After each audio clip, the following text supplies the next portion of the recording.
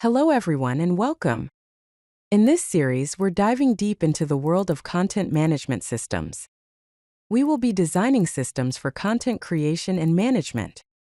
Get ready to explore the ins and outs of these powerful tools in this system design series.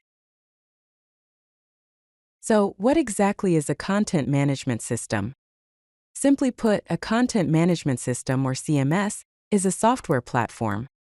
It enables users to create, manage, modify, and publish digital content without needing specialized technical knowledge. It is like having a user-friendly tool that handles all the behind-the-scenes complexity of managing a website or digital platform's content. Let's break down the core components of a content management system. First, we have content creation, which involves features like what you see is what you get, also known as WYSIWYG editors, media uploads, and content versioning.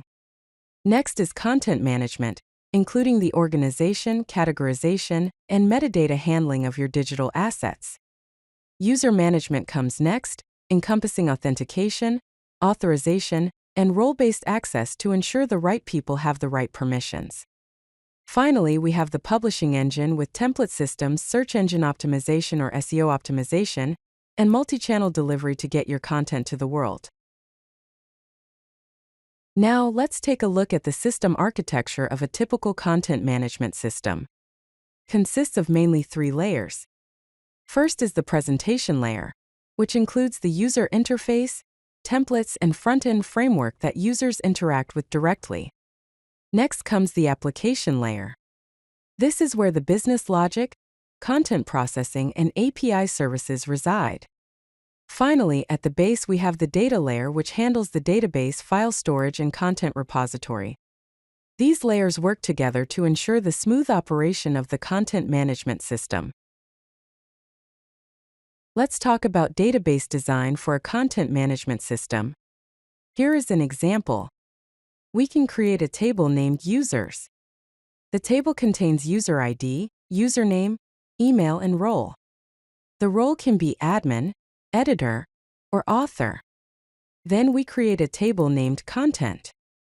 It contains content ID, title, body, status, and author ID. Status can be draft or published. Author ID is a foreign key referencing the user's table.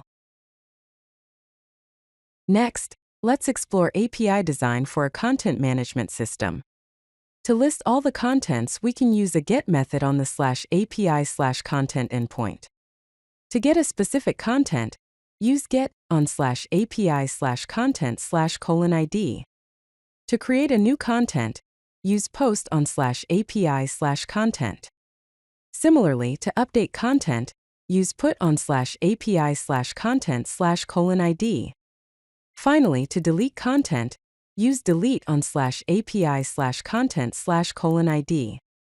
Also, we have post on /API/media/upload to upload media files, and get on /API/users/profile to get user profile details. Let's discuss some scalability strategies to ensure your content management system can handle increasing demands. In terms of performance, consider implementing caching layers, content delivery network or CDN integration, image optimization, and database indexing. For horizontal scaling, think about load balancing, database sharding, microservices architecture, and container orchestration. These strategies will help your CMS scale efficiently and effectively. Security is paramount when designing a content management system.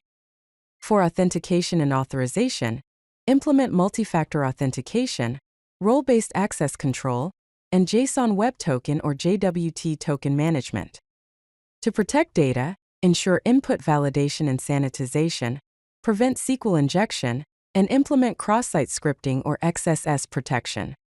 Additionally, focus on infrastructure security with HTTPS enforcement, regular security updates, and robust backup and recovery plans. Finally, implement monitoring and auditing mechanisms with activity logging, security event monitoring, and compliance reporting to stay on top of potential threats. Now, let's explore the different types of content management systems available. First, we have traditional content management systems. These have a monolithic architecture with tightly coupled front-end and back-end systems.